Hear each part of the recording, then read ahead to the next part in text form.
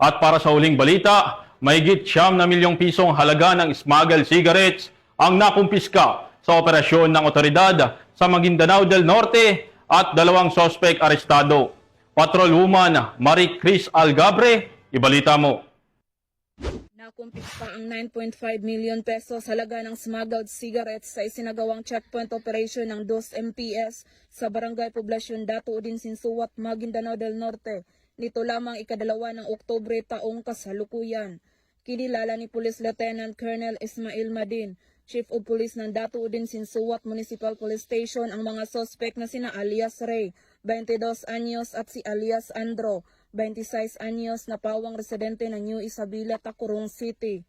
Ayon sa ulat, habang nagsasagawa ng checkpoint operation ang mga personahe ng 2 MPS nang pahintuin at dumaan sa pagsusuri ang 2 Isuzu truck, nalulan umano ang kahong-kahon na sigarilyo na nagpapahiwatig na iligal itong inilihis mula sa itinakdang export market dahil wala itong naipakitang kaukulang dokumento.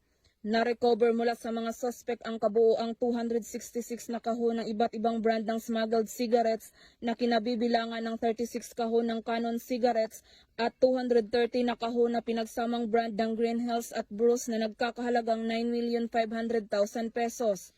Ang mga sospek at mga nakumpiskang ebidensya ay kasalukuyang nasa kustudiya ng 2 MPS para sa wastong disposisyon at posibleng mahaharap ang mga ito sa kasong paglabag sa Republic Act 10863 o Customs Modernization and Tariff Act. Ang operasyon ay bahagi ng kampanya kontra smuggling, hinimok ng kapulisan ng publiko na makipagtulungan sa pagbibigay ng impormasyon at tiniyak na magpapatuloy ang operasyon para sa ligtas at maayos na kalakalan sa Bangsamoro. Mula rito sa Rio ng Bangsamoro, ako ang inyong Police News Network Correspondent, Patrolwoman Marie Chris Algabre, alagad ng batas, tagataguyod ng balitang pulis.